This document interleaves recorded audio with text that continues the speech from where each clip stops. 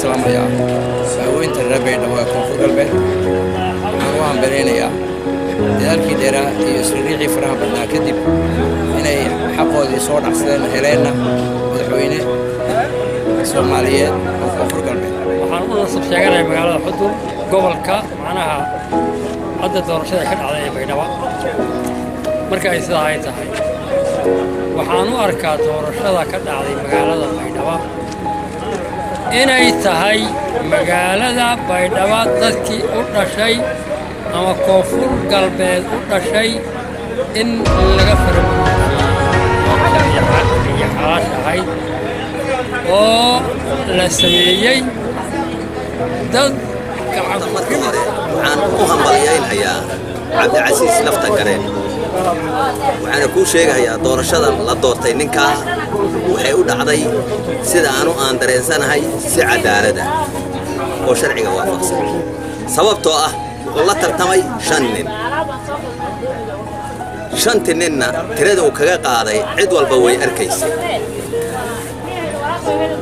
koonfur galbeed waxay u baahan tahay madaxweyne cadaalad war maxaa dhacay sanduuqa cadda waxa lagu ridayaa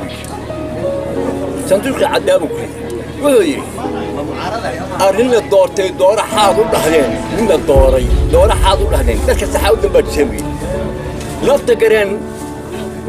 waxaa soo doortay dowladda dhexe ee federaalka ah heer koonfur galbeed ma dooran Soomaaliyana ma dooran waxaan dhihi karaa ra'yiga aan qabo aniga maxamed ahaan ra'yiga saan qabo xaq iyo xalaal midna ma ahayn nin la soo tuuray oo kireysan baa la soo kiriyay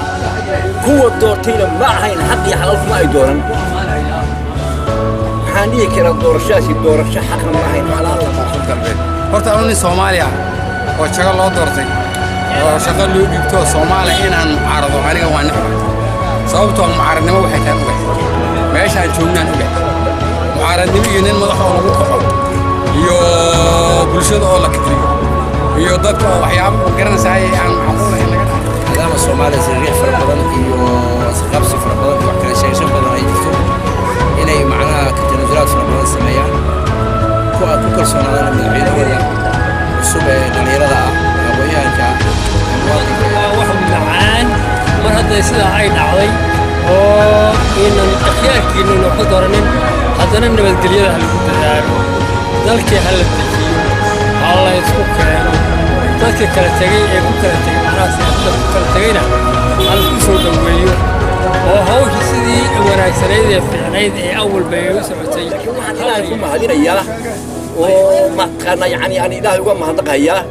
sidii hadda koonfur galbeed ay wax ku socotay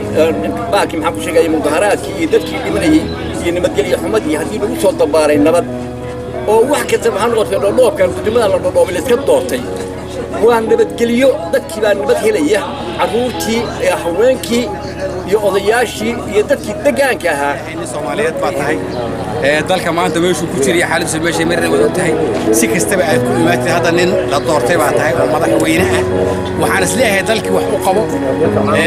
dadkii sinaan tus dadkii kale irdhoobay isku soo dhaweey dadkii ismucaaraday isku soo dhaweey wadankii horumarkiisa ka shaqee waxaan isleeyahay dadku ha ku sinaado qabyaalada meesha anagana keentay qaxooti baan joognaa qabyaalada madaxweynaha hadda la doortay waxaan leeyahay ummadii koonfurka bahay iskugu yeedh isimadoodii ugaasyadoodii barbaadyadoodii iskugu yeedh waxaad ka dhigtaa dad dimuqraati ah oo wanaagsan oo si fiican kula shaqeeya ila tahay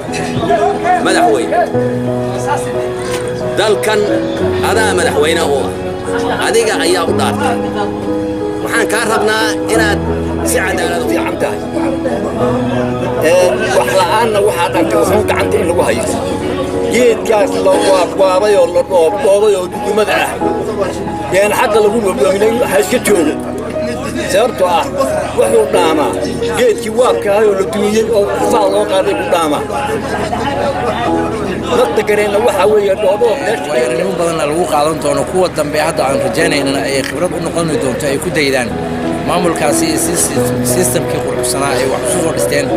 iyadoo ay iska jiraan dee dadku isku wada mid maaha qof wax tabanaya haddana waxaan rajaynayaa in macnaha dadkaas ay noqdaan dad isqanciya kalsoonina gaara sidaan anagu waa shacabka aan ku kalsoonahayn waxay noo tahay in ummadda Soomaaliyeed gacmahaas wada qabsato gaar ahaan Baydhabo ummaddeeda waxaan u rajaynayaa inay ku kalsoonaadaan madaxweynahooda iyo madaxweynaha ummadda Soomaaliyeedba iyo hoggaanka maanta jira iyo baarlamaanka